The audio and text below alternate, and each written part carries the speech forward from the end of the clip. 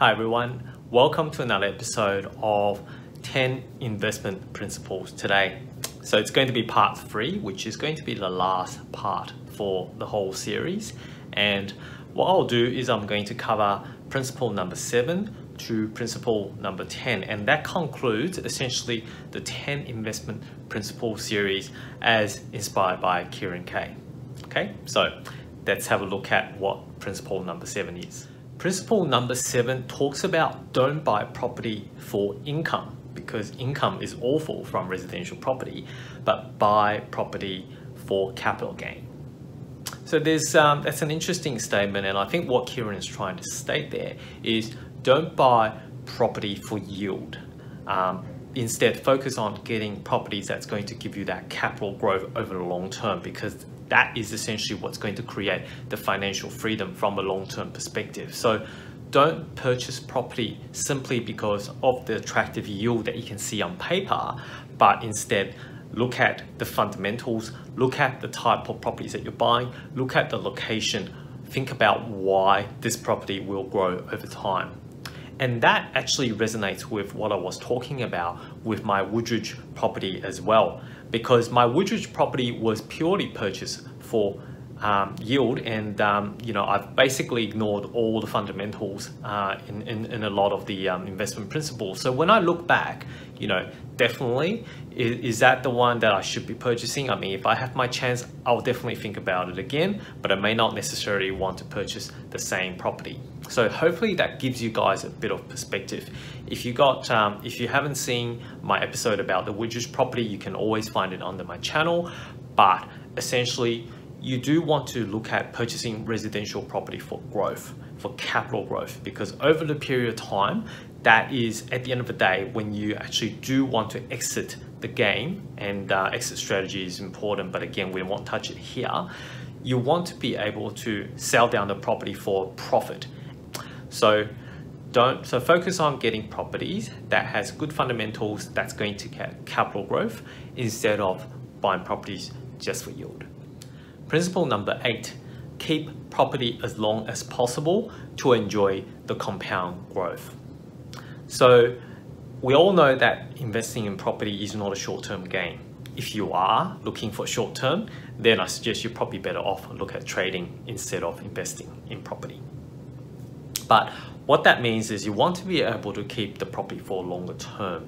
And I think that's where a lot of people have this misconception, because if you look back at Sydney for the last couple of years, from 2013 to say 2017, the amount of growth in that such short period of time is phenomenal.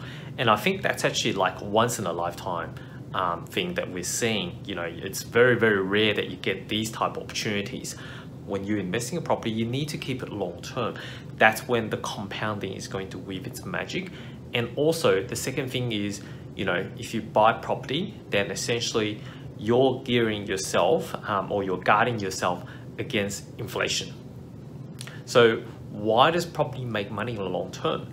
It's actually against inflation. If you think about it, $1 10 years ago is very, very different to $1 today. And the money keeps losing its value. So, as an example, I took out a mortgage of about $200,000 for my first property 10 years ago, and that was a big amount because $1 at that time is different to $1 today. And if I look at the amount of a mortgage today for $200,000, it's nothing. If I hold it again for another 10 years, then again, it's nothing. But in the meantime, the mortgage doesn't change, but in the meantime, the property prices keeps going up because inflation. So that's where the compounding magic comes in, and the longer that you hold it, which means the property prices continue to rise, but the actual mortgage does not grow or expand. And over a period of time, that's when the real difference comes in. So always hold property with a long-term perspective. Don't look at trading in the short term, because chances are you will be making a lot of loss due to capital gains tax, sales costs, stamp duty, all these little things, which just doesn't add up. If you try to trade property for short term, I suggest you think again and keep the long-term view.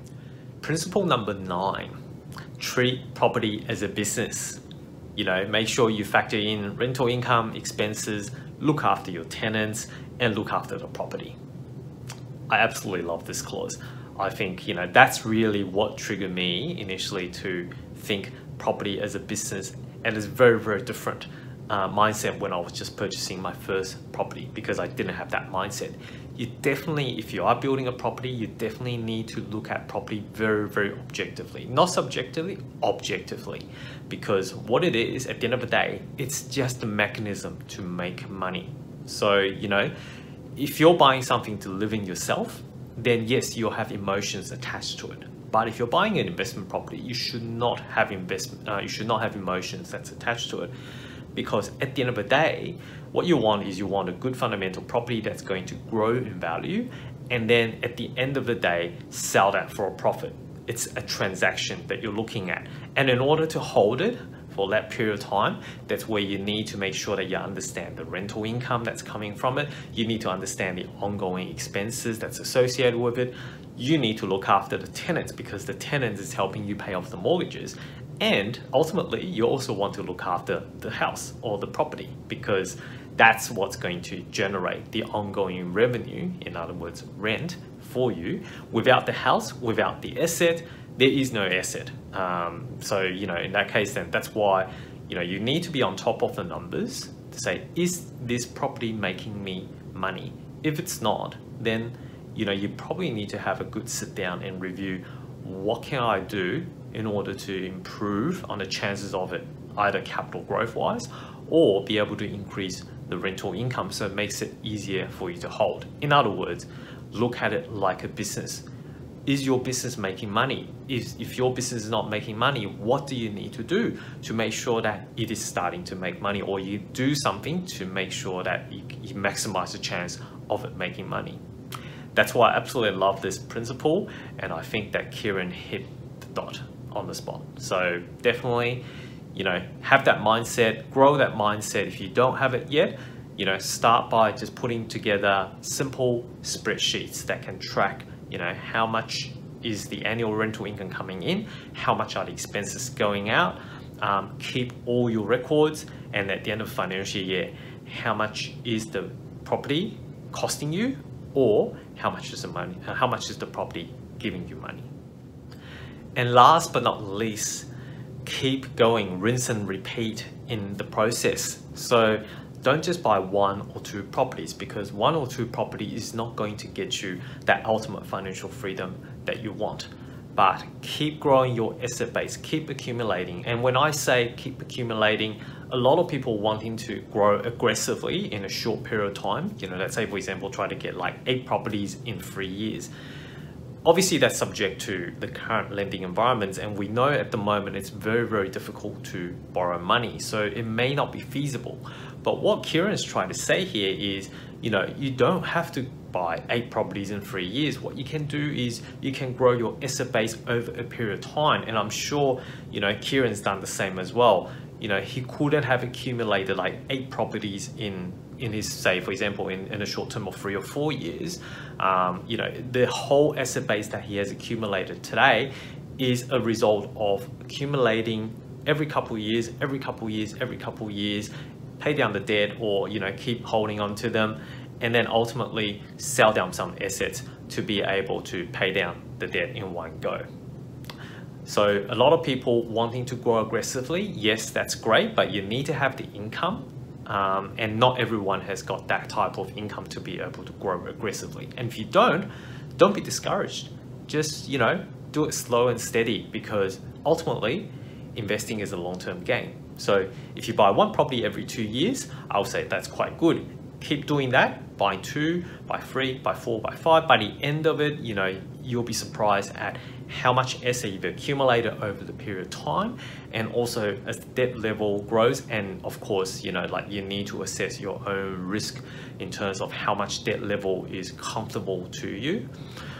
But the idea is, don't just stop at 1 or 2, because if you just buy 1 or 2 properties, that's not going to get you anywhere. You might be able to get a bit of lump sum when you retire, but ultimately that's not going to be the passive income stream that you're after at the end of the day.